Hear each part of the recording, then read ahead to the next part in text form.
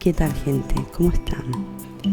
Quiero hacerle este podcast para que ustedes aprendan a conocer qué son los diálogos internos, qué son los introyectos, un poco más en profundidad, y para que aprendan a lidiar con ellos. Hay un diálogo constante dentro de tu cabeza. Es entre vos y tus introyectos, las voces dentro de tu mente. Algunas de estas voces representan a tus padres, otras voces representan poderosos modelos a seguir, como maestros, profesores, ídolos. Algunas voces representan a compañeros, pares, influyentes. Todas estas voces están allí.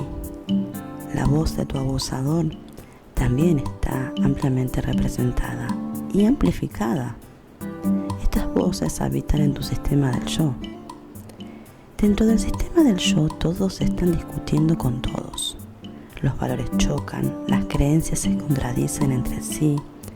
Llega información que desafía algunos supuestos, socava otros y refuerza alguna de las creencias y los valores antes mencionados.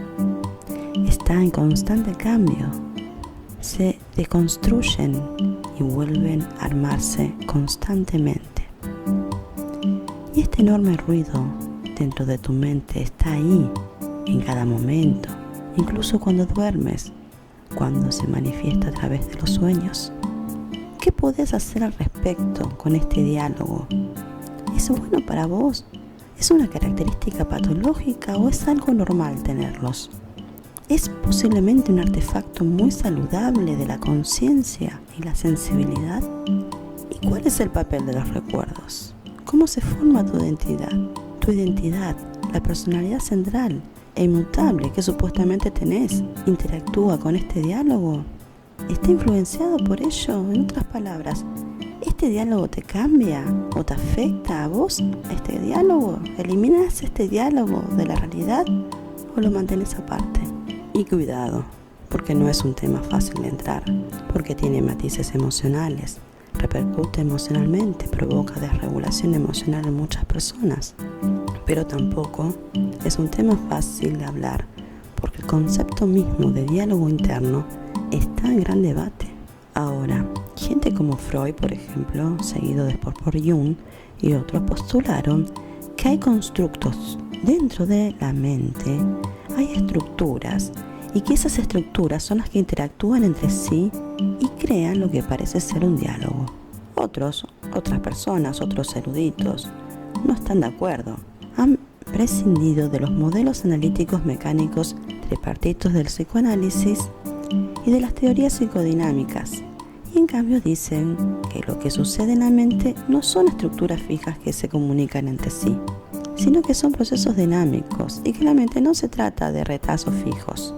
Yendo al grano, tu diálogo interior tiene dos características que deberías de considerar seriamente en el camino hacia una curación. Los dos mensajes. El primer mensaje es los dos mensajes. El primer mensaje es: sé alguien. No desperdicies tu vida. Sé alguien. Conviértete en alguien. Sé alguien, distinguible en la vida. Sé individual, indivisible, como un átomo. Destácate. Sé recordado. Deja un legado. Crea algo. Aunque lo único que crees sean hijos. Tu habilidad o algo que hayas enseñado a alguien. Deja algo atrás. Y mientras estés vivo, sé memorable. Este es el primer mensaje. El segundo mensaje es: haz algo con tu vida. Haz algo de tu vida. Ahora, detente aquí. Solo detente, ¿vale? ¿Ok? Y piensa por un minuto. Si te digo, sé alguien, frénate acá. ¿Qué te estoy diciendo en realidad?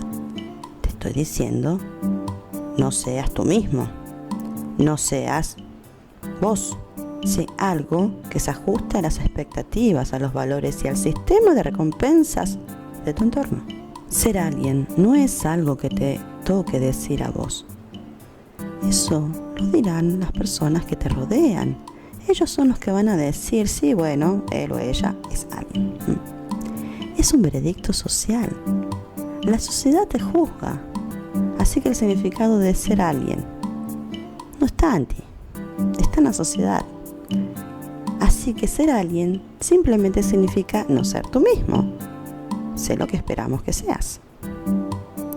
Y cuando digo que hagas algo de tu vida, es como si la vida fuera algún tipo de materia prima. Es como ser algún tipo de objeto pasivo. Es como cuando decía Miguel Ángel que cuando veía un mármol, veía la estatua dentro del mármol. Solo tiene que liberar la estatua del mármol. Entonces tu vida es como esta losa de mármol. Y todo lo que tenés que hacer es esculpirla, moldearla. Depende de ti, en otras palabras. Estás en el papel de ser un artista, un creador. Y en muchos sentidos un creador casi divino. Es una noción muy narcisista, pero también muy despectiva y humillante, porque la vida es mucho más que material bruto. La vida es un milagro, una maravilla, y reducirla a una mercancía cuyo papel principal es elevarte a ti, hacerte alguien, convertirte en alguien. Y esto es someterte a la socialización en su forma más perniciosa e insidiosa. De hecho, todos estamos alentados por la sociedad a posicionarnos en relación a los demás. Esto se llama posicionamiento relativo. Y la forma más extrema y enfermiza de posicionamiento relativo que puedes encontrar es a través de las redes sociales, en donde todos se comparan entre sí. ¿Cuántos likes recibís? ¿Cuántas personas vieron mi video? ¿Cuántas personas comentaron? Etcétera. Con respecto a este posicionamiento relativo, numerosos estudios han demostrado desde el 2008 que el posicionamiento relativo es el principal motor de la ansiedad y la depresión. Las tasas de ansiedad y depresión entre los usuarios de posicionamiento relativo de las redes sociales y su posicionamiento relativo han triplicado y cuatriplicado. Además, la posición relativa crea condicionamiento. Condicionamiento operante es el de Pavlov. Te convertís en un perro salivando, crea una adicción, pero peor que la adicción, crea condicionamiento.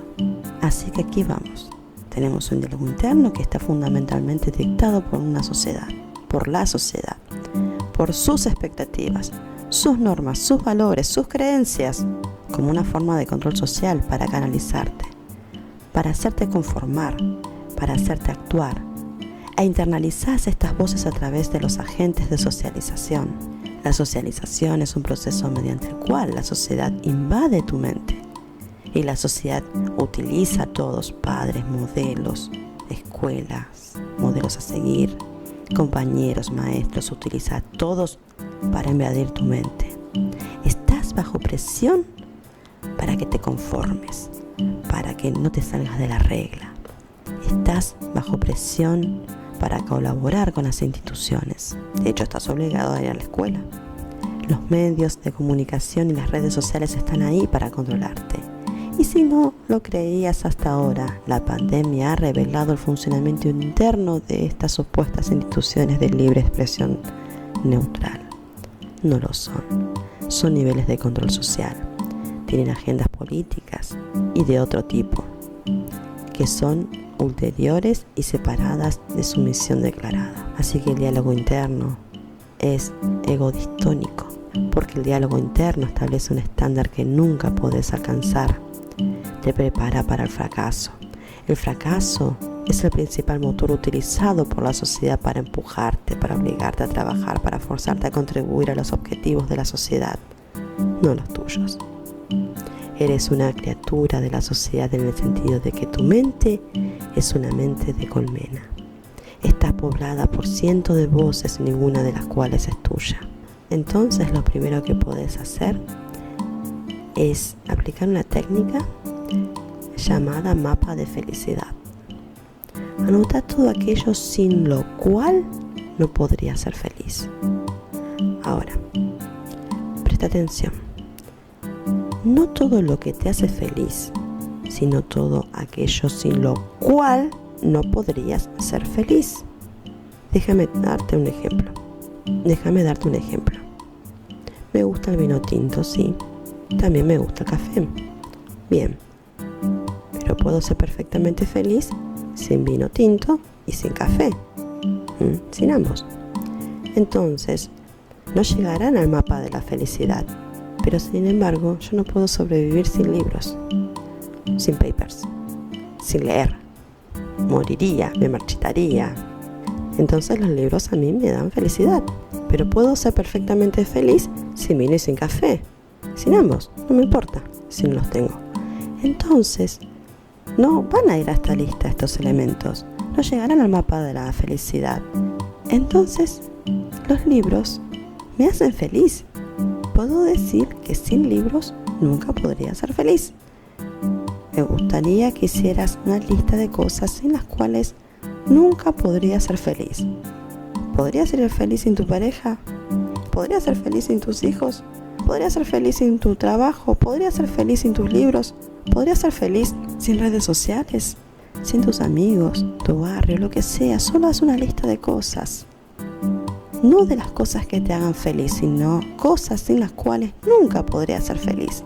Y luego encuentra el denominador común. Por ejemplo, si lo que te hace feliz es, no sé, viajar, ver programas de National Geographic, History Channel y así sucesivamente, entonces tal vez el denominador común sea el conocimiento. Si lo que te gusta es viajar y, por ejemplo, el sexo casual, eres promiscuo y sin eso no podrías ser feliz, tal vez el denominador común sea la libertad.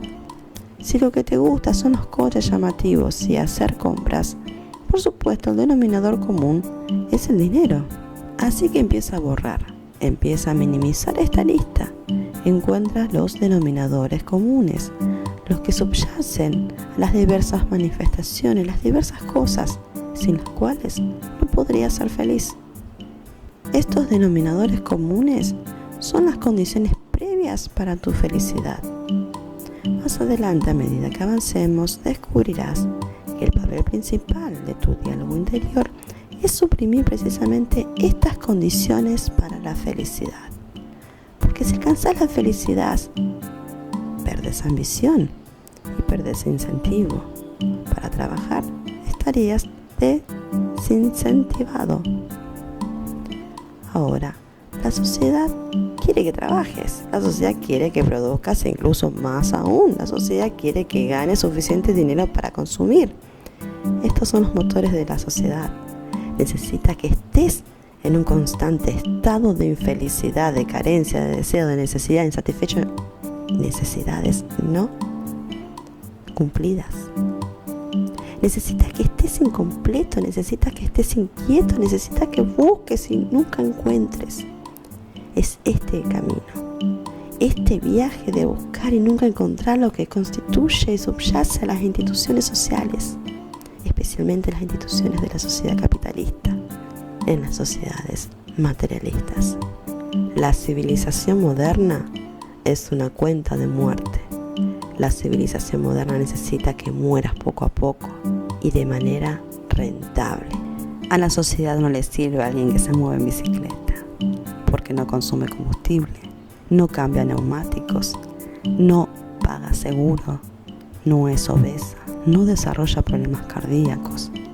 Si eliminas tu diálogo interno, si suprimís tus introyectos, si sabes exactamente cuáles son las condiciones previas para tu felicidad, las cosas en las cuales no podrías ser feliz, entonces habrás alcanzado la felicidad. Y en el momento en que estés feliz, confía en vos mismo. Vuélvete inerte.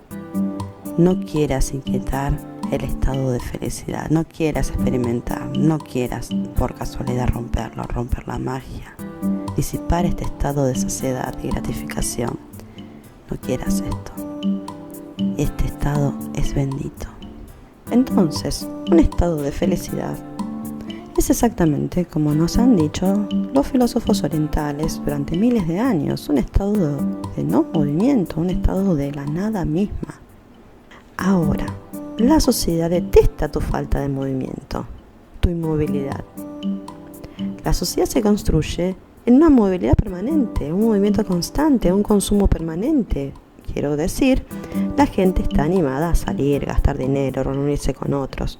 La sociedad depende, como cualquier dispositivo o máquina, como cualquier tecnología, la sociedad depende de una operación constante.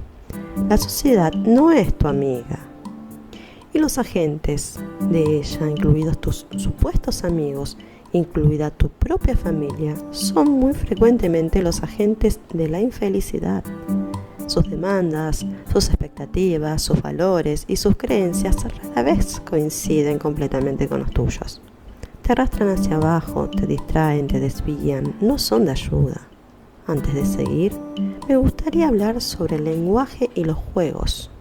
La estructura de nuestro lenguaje afecta nuestra visión del mundo.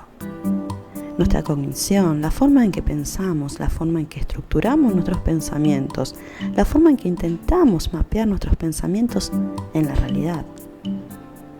De otro modo, nuestras teorías del mundo, nuestras teorías de la mente, nuestros modelos de trabajo, modelos internos de trabajo, todo esto depende críticamente del lenguaje, el contenido y el funcionamiento de todo lo que creemos saber sobre el mundo y cómo lo verbalizamos y cómo pensamos sobre él. De este modo el lenguaje, el mundo y la cosmovisión son interpretadas. Tus percepciones dependen fundamentalmente de tu lenguaje hablado.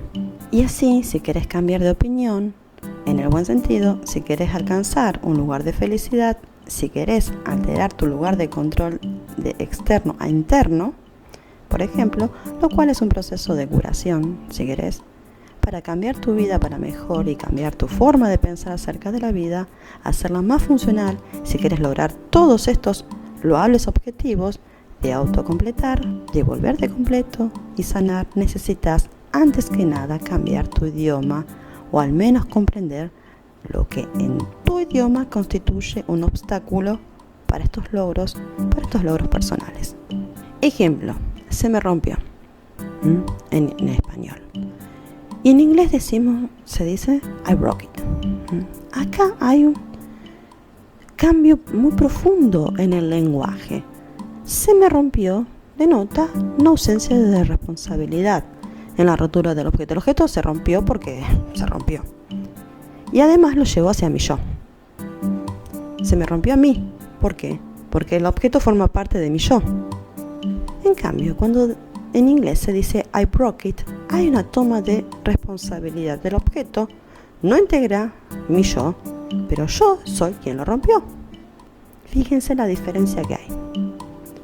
Por supuesto, la sociedad se asegura de que el lenguaje se construya como una carrera de obstáculos para que nunca se alcance un estado de felicidad total, satisfacción total, y falta de ambición y falta de motivación para actuar. La sociedad no quiere eso. La sociedad no quiere que estés contento con el iPhone 11. La sociedad quiere que compres el iPhone 12. Y ahora, ¿cómo hacerte comprar el iPhone 12? Y ahora, ¿cómo hacen para hacerte comprar el iPhone 12? Alterando el idioma, cambiando el idioma, eligiendo las palabras que resuenan contigo, de manera que alteres tu visión del mundo y te obliguen a actuar. Eric Berne escribió un texto fundacional del análisis transaccional.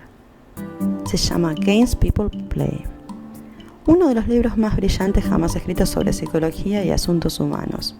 Dicen que hay dos tipos de personas que con firmeza y orgullo se niegan a participar de los juegos. Y entonces estos dos tipos de personas no jugarán el juego, se niegan a integrarse en los intercambios lúdicos, se niegan a jugar el juego que plantea la sociedad. Es una historia bastante larga. Y estos son los narcisistas y los psicópatas, que son desafiantes, son contumaces, odian a la autoridad, no la aceptan. Y entonces están fuera del juego, fuera de este juego, observando el juego, fuera del juego, obstruyendo el juego. Están fuera del juego porque tienen su propio juego. Ellos hacen las leyes y las reglas del juego. Cuando el psicópata y el narcisista se niega a participar en el juego, obstaculizan el funcionamiento de la sociedad. ¿Es esto algo bueno? Hasta cierto punto.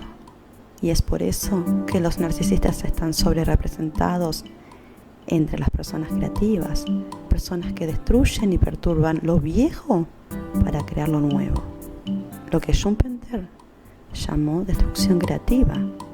Entonces, los narcisistas y los psicópatas, hasta cierto punto, son en realidad personas positivas porque nos brindan una mirada externa, un punto de vista externo, y de repente vemos el juego de la sociedad tal como es. Manipulación. El problema de los narcisistas y psicópatas es que van demasiado lejos, y van demasiado lejos a costa nuestra, a expensas de la gente normal, porque no tienen empatía, entonces no les importa, no saben dónde parar, y no les importa parar, entonces se convierten en depredadores, empiezan bien, pero terminan mal. Los narcisistas y psicópatas no jugarían el juego llamado sexo, no jugarían el juego llamado intimidad, no jugarían el juego llamado familia con una mujer o con un hombre o con alguien. Entonces, cuando se niegan a jugar, tu única manera es optar por no participar y recurrir a otros compañeros de juego. Cuando se niegan a hacer negocios o cuando se niegan a hacer amistad con alguien, muy a menudo las partes rechazadas vuelven a desempeñar otro papel. Se trata de pérdidas autoinfligidas, inevitables, y gradualmente deforman, frustran y atrofian las mentes y las vidas de narcisistas y psicópatas. En su estudio fundamental sobre la psicopatía grandiosa, La máscara de la cordura, Harvey Lerner calificó este tipo de no juego como un rechazo de la vida misma. El único juego en el que participarán narcisistas y psicópatas es fingir que esto es real, una delirante fantasía compartida de longevidad limitada y caducidad garantizada. La única concesión de un psicópata a las relaciones humanas es una suma cero. Juguemos a mi juego. Tú lo das todo y yo tomo todo lo que tienes y algo más si puedo. Entonces, es cierto que los narcisistas y psicópatas desafían el juego y en este sentido tienen una contribución positiva. Lo llamamos creatividad e imaginación. Pero luego nos llevan demasiado lejos y nuevamente el juego del narcisista es que todos pretendamos que esto es real. Termina mal. Y el juego de los psicópatas es cero, suma cero. Juega mi juego, tú me lo das todo y yo tomo todo lo que tienes y algo más. Esto no es un juego, es un pillaje y saqueo. ¿Por qué menciono esto? Porque es fácil decir que el diálogo interno es un implante social. Lo rechazo, no lo voy a cumplir. Seré mi propio hombre, seré auténtico. Voy a tener un auténtico diálogo interior y voy a rechazar a mis interrogantes y lo que dicen porque sus voces no son amigables, no tienen en mente mis mejores intereses. Y voy a replantear y recrear un diálogo interno que tenga en cuenta mi felicidad. Todo bien y genial. Pero tenga cuidado de no convertirse en un narcisista, en un psicópata en este proceso, porque los narcisistas y los psicópatas empiezan exactamente de la misma manera, rechazan el diálogo interno dictado por la sociedad y los agentes de socialización. Pero luego van demasiado lejos. No vayas demasiado lejos.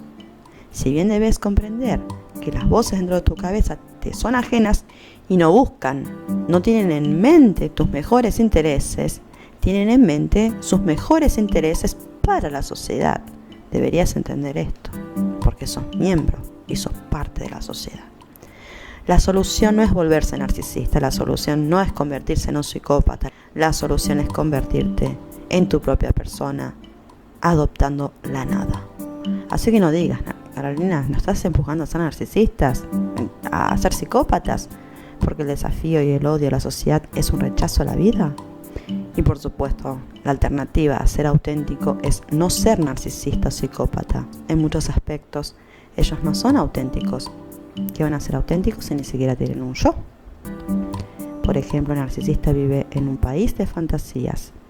Y esto no es ser auténtico, esto es negar totalmente quién sos. El narcisista es un vacío y el psicópata es un depredador. Y si no puedes tener interacciones significativas con otras personas, tampoco vas a morir. Las interacciones significativas con otras personas son muy importantes para quién sos. Pero pero no permitas que estas interacciones sean dictadas por fuerzas externas, expectativas, costumbres, valores, creencias, dictados, reglas, leyes o amenazas. Estructura estas interacciones con otras personas en función de quién sos y estructura tu identidad, la esencia, sobre el principio mismo de la nada. Ahora estamos discutiendo cómo practicar esta nada. La primera etapa fue identificar tu sombra. Y esta es la segunda etapa, sanar tu diálogo interior. Entonces, hay muchas etapas. No podemos llegar directamente a la nada, o sea, vaciar el tanque. Primero debes pasar por estas etapas, porque de lo contrario no estarías preparado mental y psicológicamente para entrar al principio de la nada. Por ejemplo, es posible que tengas defensas narcisistas. ¿Quieres que sea nada? ¿Cómo quieres que sea nada? Soy alguien. ¿Qué quieres decir? Que no soy nada, que no soy nadie. Estas son defensas narcisistas. O mejor, defensas psicopáticas. Vas a decir que te jodan. No voy a ser un don nadie. No voy a ser un cero. Eso sería una defensa psicopática. Irónicamente, el rechazo mismo de la sociedad es un modelo social a seguir. ¿Crees que al rechazar la sociedad te convertís en un rebelde? Bueno, un rebelde es un papel dictado por la sociedad. La sociedad tiene un lugar para los rebeldes, un lugar para los disidentes. Todos estamos atrapados en la jaula social en este experimento. Así que no pienses que ser un rebelde o ser un disidente te hace destacar o te hace ser tu propia persona. Ya sabes, esto no es cierto. La nada es totalmente diferente, en cambio. No se trata de rebelión ni de disidencia, porque rebelarse y disentir es definirse a través de roles sociales y en contradicción con la sociedad. El rebelde se define por aquello mismo contra lo que se rebela. Ok, tenemos que pensar en el diálogo interno. Tenemos que limitarnos a pensar en ello. La primera pregunta que debemos hacernos es una cuestión de atribución. ¿El diálogo interior es mío o de los demás? Estas voces en mi cabeza, esta frase que acaba de aparecer en mi cabeza, ¿es lo que yo diría o es lo que mi madre solía decir cuando yo era niño? ¿O es lo que mi maestro me decía? ¿O es lo que mi maestro me había dicho una vez? ¿O es lo que mi grupo de compañeros me obligaba a hacer y decir cuando era más joven?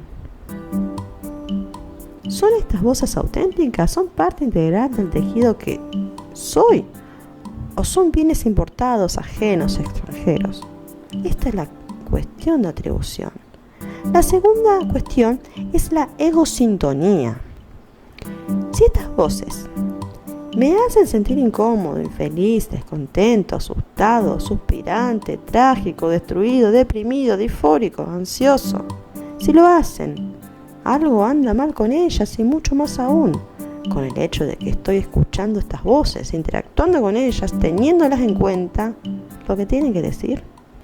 Si estas voces son malas para mí, si están equivocadas respecto de mi persona, no deberían tener lugar, porque las voces internas pueden ser críticas, pueden no estar de acuerdo contigo. Las voces internas pueden mostrarte otro camino, pero si lo hacen con amor, nunca vas a sentir cualquiera de estas emociones negativas. La emocionalidad negativa es cuando percibes una amenaza. Cuando te amenazan, reaccionás con una emocionalidad negativa que incluye ira y rabia. Entonces, las voces internas realmente amigables son como buenos amigos, te darán buenos consejos y a veces este consejo no te va a gustar. Y a veces este consejo será crítico, pero si lo hacen con amor y empatía, seguramente a eso lo vas a poder sentir. Las voces que carecen de amor, empatía y compasión no son tuyas.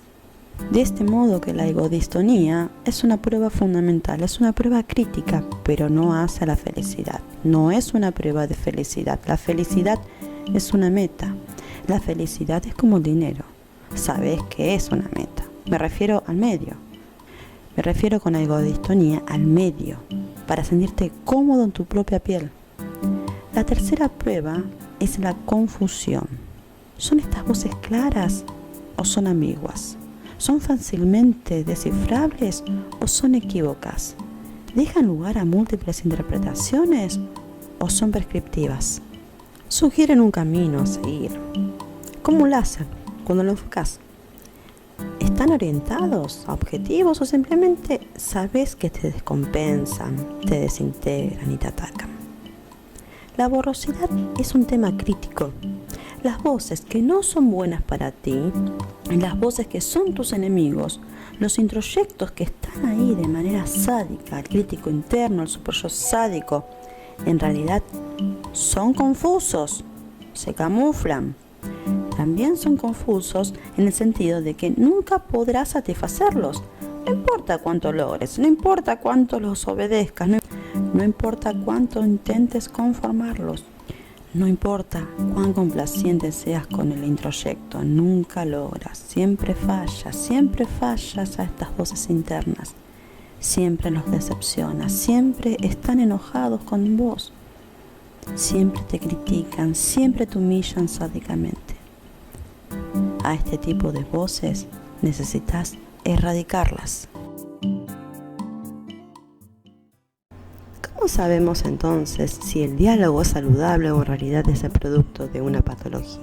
Si conduce a resultados desfavorables, si no es autoeficaz, si resta valor a tu agencia, si reduce tu intimidad. Este es un diálogo interno enfermizo, un diálogo interno patológico. ¿Cómo distinguimos este tipo de diálogo interior poco saludable de un diálogo interior bueno, productivo, que avanza, sano, íntegro, completo? ¿Cómo lo diferenciamos? Bueno, estas son las narrativas. Los diálogos internos en realidad tratan de construir narrativas.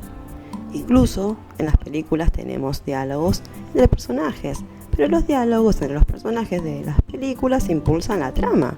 Hay una trama en tu vida. Tu vida es una historia que se desarrolla. A medida que se desarrolla la historia, varios personajes constituyen partes integrales de esta historia y hablan entre sí.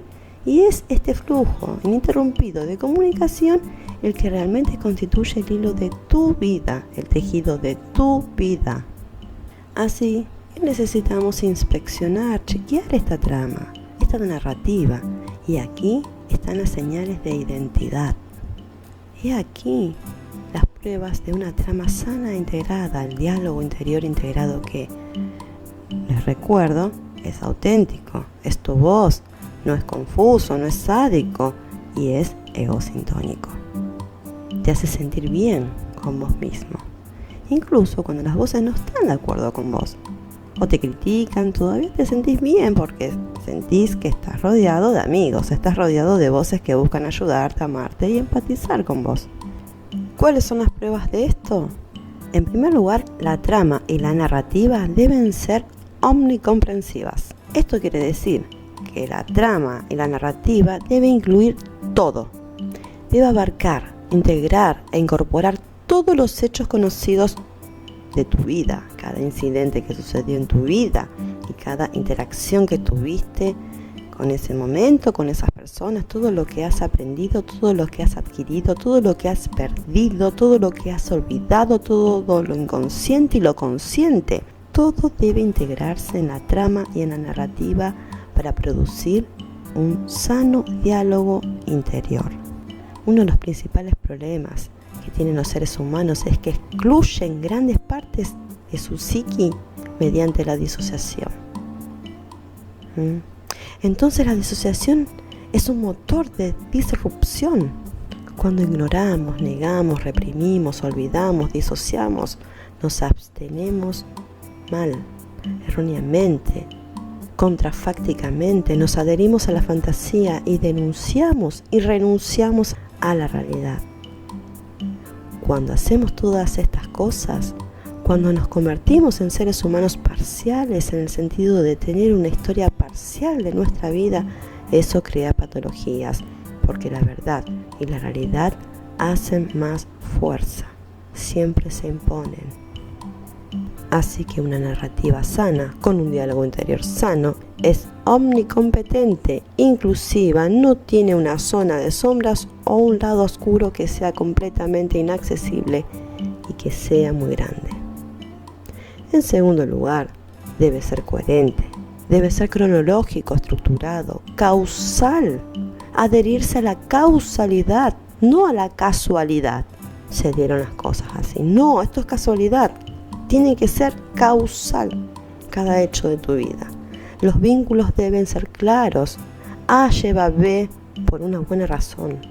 Tu vida debe tener sentido y debe tener este sentido en todos los sentidos posibles. Y para ello debe ser coherente. También debe ser coherente tu narrativa, tu diálogo interior. Las subtramas de tu narrativa no pueden contradecirse entre sí, no pueden ir en contra de la trama principal. Tu narrativa debe encajar, todas las partes de tu narrativa deben de encajar bien juntas para que las diversas construcciones de tu mente y los introyectos puedan comunicarse basándose en una trama común, en una narrativa común dentro de la misma película. Debes estar en la misma página. Y esto se llama coherencia o autoconciencia. Pero también deben ser coherentes con los fenómenos observados, tanto los fenómenos relacionados contigo como los fenómenos pertenecientes al resto del universo que te rodea, con las otras personas. Así que no podés tener una trama, una narrativa, un diálogo interno que esté bien internamente, pero que esté en contra y en conflicto con la realidad. Esto es contrafáctico. Es fantástico, es delirante y lleva a lo extremo. Cuando una persona se disocia de la realidad, esto es psicótico, totalmente patológico. A continuación, su trama, tu trama narrativa y tu diálogo interno deben ser lógicamente compatibles. No deben violar las leyes de la lógica, tanto interna como externamente. Internamente tu trama, la historia de tu vida, el diálogo entre los distintos introyectos y entidades deben regirse por una lógica impuesta internamente. Incluso los locos, como las personas con trastornos psicóticos, tienen lógica en su locura y también deben ser externamente lógicos. Porque existe una lógica totalitaria que es aplicable en el mundo observable.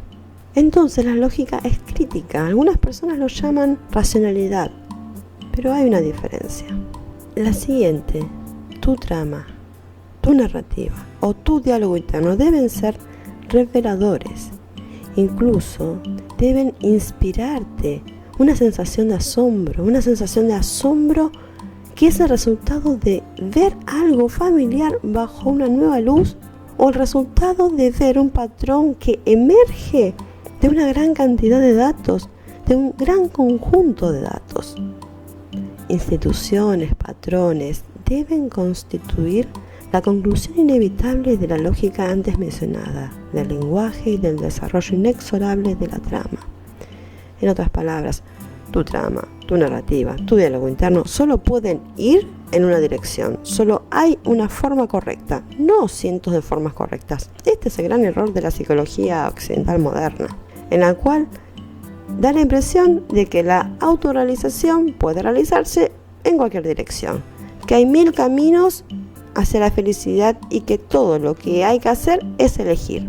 Este es el enfoque consumista porque un consumidor típico tiene múltiples opciones y luego puede elegir este teléfono inteligente o aquel otro teléfono, este televisor o aquel otro televisor, este destino de vacaciones o aquel otro destino de vacaciones. Entonces, como estamos acostumbrados a elegir, tendemos a creer erróneamente que el camino hacia la felicidad de uno va por ese lado, que podemos elegir varios caminos.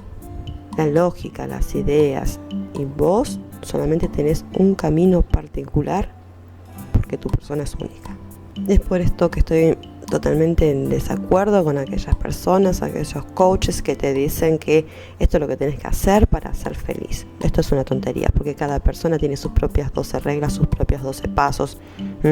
Cada persona tiene su propio camino hacia la curación. La felicidad para mí no es la felicidad para vos. Es imposible generalizar. Si generalizamos, entonces nos estamos equivocando. Lo siguiente que debes hacer es que tu narrativa, tu trama, tu diálogo interno sean estéticos. Debe ser plausible, debe sentirse bien, debe haber belleza en ello. No debería ser engorroso, torpe, incómodo o discontinuo. Debe ser fluido y con un mínimo de suposiciones. Simple, la sencillez y la belleza son las características de la vida correcta, de la vida digna, esa vida digna que te hablaba Diógenes. Todos los sabios de la historia de la humanidad, no hay excepción, todos los sabios de la historia de la humanidad renunciaron a sus posesiones materiales y vagaron por los bosques, los desiertos y las cimas de las montañas. ¿Por qué? ¿Eran todos idiotas? ¿Por qué se dieron por vencidos? Algunos de ellos eran muy ricos, algunos como Buda eran príncipes. ¿Por qué renunciaron a todas estas cosas? ¿Por qué redujeron su vida? ¿Reduccionismo? ¿Simplificando su vida? Simplificando, minimizando la vida. Suposiciones mínimas, resultados mínimos. Posesiones mínimas, pensamientos mínimos, principios mínimos. Mínimo, mínimo, mínimo. Simplifica tu vida. Hazlo estético. En definitiva, la trama de tu narrativa de vida y el diálogo interior que se deriva de esta narrativa deben ser explicativos. Deben explicar el comportamiento de otras personas, de otros personajes, de tu propia trama. Deben explicar tus decisiones, deben explicar tu comportamiento, deben dar cuenta de tu conducta, de tus elecciones y permitirte preguntarte por qué los acontecimientos se desarrollaron como lo hicieron. Una buena trama o narrativa, un diálogo interior, te daría la respuesta. Debe ser predictivo y debe darte un pronóstico. Tu trama, tu narrativa, tu diálogo interior deben poseer la capacidad de predecir acontecimientos futuros, el comportamiento futuro, tu comportamiento futuro y el comportamiento futuro de otras personas, figuras significativas en tu vida y la dinámica emocional y cognitiva interna de todos los involucrados, vos y los demás. Debe ser terapéutico.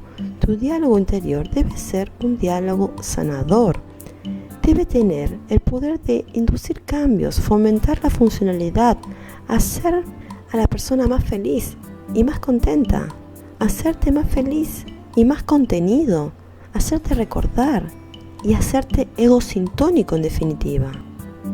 Debe hacerte más compatible y más feliz en relación con los demás, pero no por la vía de obedecerlos o de conformarlos, no por negarte a vos mismo, por volverte inauténtico, no por mala fe. Creo que una buena narrativa, una buena trama y un diálogo interior constructivo, productivo, empático y amoroso auténticamente te impulsan a encajar con los demás. Aunque no cumplas, no conformes, no obedezcas, no te sometas, todavía serás buscado, todavía serás amado y querido y tu compañía será apreciada. ¿Por qué? ¿Y por qué esto? Porque sos auténtico. La gente reacciona muy poderosamente ante una autenticidad fuerte. No es honestidad, porque podés ser honesto, pero sádico también. Y eso también es honesto. El típico silencioso y fuerte es como una roca. Una roca no habla mucho. Bueno, las rocas que encontré no hablan mucho. Pero sabes que podés confiar en ellos y sabes que son reales y sabes que son verdaderos y sabes que son una característica de la realidad y del universo. Y casi asumes que siempre estarán allí, lo cual está mal. Y ya sabes, esas personas buscan tu compañía por tu calma interior, por lo que exudás, por lo que exportás, no por tu autoconfianza, ni tu autodominio, ni por tu dominio. Nada de esto. Lo que exudás es ser, existencia, ser puro, purificado. Personas así ya están integrados a la nada. No son nada que no sean ellos mismos. Son simplemente ellos mismos. Son colindantes y coexistentes consigo mismos. En cuanto al resto del mundo, es la nada porque el mundo, la sociedad, la civilización humana, tendemos a analizar a las personas por lo que hacen, por lo que consumen, por lo que producen, por cómo se comportan, por cómo se integran con los demás, etc. En otras palabras, tendemos a juzgar incluso la existencia misma de las personas por el impacto y la influencia que tienen en el entorno, en su entorno. Otras personas no necesitan tener impacto e influencia, no necesitan el medio ambiente, simplemente están allí, ellos son. Necesitas ser feliz y estar contento con vos mismo, con los demás, con tus circunstancias, pero no como un idiota. Estoy feliz, pero feliz y contento con mi existencia. Existencia. Soy muy cautelosa al utilizar esta palabra, muy reacia. Algunas personas consideran que la existencia es un regalo, que la vida es un regalo. Pero esto significa que si hay un regalo hay un dador, alguien que te dio ese regalo. Y eso es lo último que quiero dar a entender. Estoy totalmente en contra de los fantásticos delirios infantiles como Dios, los ángeles y otras tonterías. No porque no crean Dios, sino porque hay que separar los ámbitos. Pero la existencia yo diría, es regalo, el único regalo que puedes darte a vos mismo con seguridad. No puedes darte salud. ¿Por qué? Ni siquiera puedes darte dinero. Ganas de dinero sí, pero te lo pueden quitar. Puede desaparecer, o lo que sea. El poder sobre todo lo que tienes y sobre todos en tu vida es extremadamente limitado. Solo hay una cosa de la que tienes pleno control y que puedes otorgártela a vos mismo: tu existencia. Y por supuesto, tu existencia se manifiesta a través de una trama narrativa y en el diálogo que mencioné antes. Entonces tu mente, lo que existe en tu mente, tu cuerpo, es un contenedor muy placentero a veces, pero sigue siendo un contenedor. La narrativa y la trama, la historia en vos debe ser imponente. Debes considerarlo como el mejor principio organizativo posible y preferible. Debe ser el mejor de los mundos posibles. Debes considerar la existencia, y especialmente tu existencia, como el mejor de los mundos posibles, como el principio organizador que habrías elegido si tuvieras la opción. De todos modos, lo habrías elegido. Es un principio. Reúne los acontecimientos de tu vida de una manera que es la única posible y la mejor. Y es una antorcha. Te guía en la oscuridad. Y por último, la trama o la narrativa o el diálogo interior deben ser elásticos, deben poseer las habilidades intrínsecas para autoorganizarse. Exactamente como el cerebro, neuroplasticidad. La trama debe ser capaz de autoorganizarse, de construirse, desmontarse y reorganizarse. Dar espacio al orden emergente para la nueva información, para que acomode cómodamente los nuevos datos y reaccione con flexibilidad a los ataques desde dentro y desde fuera. Esta es quizás la prueba más crucial para saber si tenés o no una trama narrativa y el diálogo interno adecuado, sano y flexible. Porque cuando tenés un diálogo interno patológico, una narrativa patológica de gran parte de tu vida, es probable que reacciones agresivamente a cualquiera de las otras antes mencionadas. Es probable que vos no puedas autoorganizarte, no puedas replantearte. Los nuevos datos se sentirán como una amenaza. El cambio se sentirá como un presentimiento siniestro. Tu flexibilidad se pierde y los ataques se lanzarán tanto desde fuera como desde dentro. Cuando tenés una trama o narrativa rígida, algo anda mal. De hecho, el manual, el DSM, el manual de diagnósticos estadísticos, abre la definición de trastornos de la personalidad con palabras rígidos, patrones rígidos. En todos estos aspectos, tu narrativa, tu trama, tu diálogo interno, es una teoría disfrazada, es una teoría de tu mente. En otras palabras, una teoría de la mentalización del otro, de cómo son las personas, qué las motiva, qué es ser humano, qué es ser otro. Y también es una teoría del mundo. Y en total es lo que se llama trabajo interno. Si tenés un diálogo interno correcto, si tenés trama o narrativa correcta en tu vida, serás feliz. Serás egosintónico. Tendrás tranquilidad, habrás recuperado tu calma interior. Estos son objetivos loables, son buenas metas, todo el mundo quiere esto. Pero ¿cómo se logra esto? ¿Cuál es la conexión entre la trama de la narrativa del diálogo interior, tu felicidad y tu tranquilidad? En primer lugar, una buena trama, una buena narrativa, un buen diálogo interior te ayuda a organizar el mundo. Es un principio organizativo, es una trama psicológica. Una trama psicológica ofrece un principio organizador, una sensación de orden, una sensación de significado, de justicia, incluso un impulso inexorable hacia objetivos bien definidos, aunque quizás ocultos. El sentimiento de ser parte de algo, parte de un todo. Este tipo de narrativas, tramas y diálogos internos se esfuerzan por responder al porqué y al cómo de la vida. Son diálogos. Por eso, el diálogo interior es fundamental a la hora de construir, reconstruir y deconstruir la trama y la narrativa. Vos te preguntás, ¿por qué sufro depresión? De un trastorno de personalidad. ¿Y cómo puedo abordarlo con éxito? ¿Por qué y cómo? Y luego respondo con una trama o con una narrativa. Y es como que eso es así, no porque el mundo sea caprichosamente cruel, sino porque, no sé, tus padres te maltrataron cuando eras joven, o porque una persona importante para vos ha muerto, o te habían quitado, o porque sufriste cualquier tipo de abuso en tu vida. Así que todo esto te proporciona una trama, una narrativa, una manera de organizar todo lo que sucedió de una manera que le dé significado. Extrae significado y sentido de una trama narrativa adecuada y saludable y de un diálogo interior. Te tranquilizas y te volvés y restableces la paz interior por el hecho mismo de que hay una explicación para aquello que hasta ahora monstruosamente te atormentaba y abrumaba.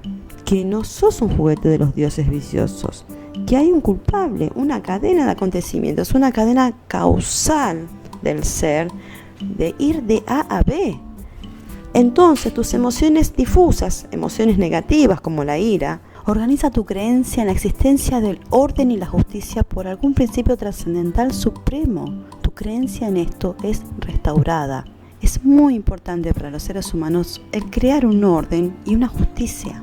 El orden es fundamental. La justicia es muy importante también, pero no debe generarse desde fuera. Debe generarse desde dentro con ayuda de una trama ordenada. Solo narrativa y un diálogo interior constructivo, amoroso y empático lo hace posible. Esa sensación de ley y de orden se ve reforzada aún más cuando la trama produce predicciones que se hacen realidad, ya sea porque se cumplen por sí mismas o porque se han descubierto alguna ley subyacente real sobre vos específicamente. Y luego está la cuestión de la integración. Hay un principio integrador. A través de la trama se ofrece acceso a los rincones más íntimos de tu mente, hasta ahora inaccesibles. En una buena trama, en una buena narrativa, te lleva a las cámaras ocultas de tu mente y finalmente podés escuchar a escondidas el diálogo interno. Sentís que estás reintegrado, sentís que te estás reintegrando, que las cosas encajan, que ya no hay nada oculto, que no hay nada oscuro en tu mente. La energía se libera del inconsciente en un proceso llamado abracción para realizar un trabajo productivo y positivo en lugar de inducir fuerzas distorsionadas y destructivas. Una buena trama o narrativa hace otra cosa, te purga. Es el principio del purgatorio. En la mayoría de los casos te sentís, la mayoría de la gente se siente de alguna manera indigna, mala, pecadora, degradada, en parte inhumana, decrépita, inferior, corrupta, culpable, punible, odiosa, alienada, extraña, ridiculizada. Me refiero a su nombre. Todo el mundo tiene uno o más de estos sentimientos, de estas voces e introyectos malos, sádicos, odiosos, y que se odian a sí mismos. Es imposible ir rodeado por la vida solo de gente amorosa.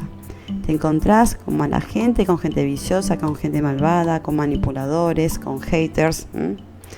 y sus voces penetran y a veces se acumulan y así todo el mundo tiene esto. La trama, una buena narrativa te ofrece la absolución. Tu sufrimiento es expurgado, limpiado, absuelto.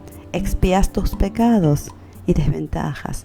Te perdonás por ser imperfecto. Hay una sensación de logro logrado con esfuerzo que acompaña a una trama narrativa construida con éxito. Te deshaces de capas de estrategias funcionales y adaptativas que se vuelven disfuncionales y desadaptativas porque, por ejemplo, creciste en un ambiente disfuncional y adoptaste algunas estrategias diseñadas en la primera infancia. Y si estas estrategias sobreviven en la edad adulta, son patológicas, porque son infantiles. Y todo esto es exactamente doloroso. Te sentís peligrosamente desnudo, vulnerable, precariamente expuesto. Y luego asimilás la trama. Reconstruís la trama. A veces la trama te la ofrece un terapeuta, o un coach, un buen amigo, un cónyuge amoroso, tus propios hijos o vos mismo. Cuando has adoptado la trama, disfrutás de los beneficios que emanan de lo que la trama puede ofrecer. Organización, significado, justificación, integración, es lo que hace a una buena trama para vos. Y luego podrás desarrollar nuevos mecanismos de afrontamiento. ¿Qué es la terapia? La terapia es una crucifixión y una resurrección mental. Es la expiación por los pecados de un paciente. Es una experiencia religiosa en muchos sentidos. Las teorías psicológicas, incluida la teoría sobre uno mismo, desempeña el papel de las escrituras de las que siempre se puede obtener consuelo y regocijo. Escribe tu propia Biblia. Sé tu propio Dios. Sé tu propio creador. Pero no de una manera narcisista, no de una manera psicopática, no de una manera grandiosa, no de una manera materialista, no de una manera abierta y no de una manera dependiente de la sociedad o de una manera ligada a la cultura, y no simplemente ser. Aprovecha tu ser, tu existencia para volverte propio. Hacé las paces con vos, hacé las paces con vos mismo. Disfruta y aprovecha la guerra civil que había sido tu historia personal definitoria hasta ahora.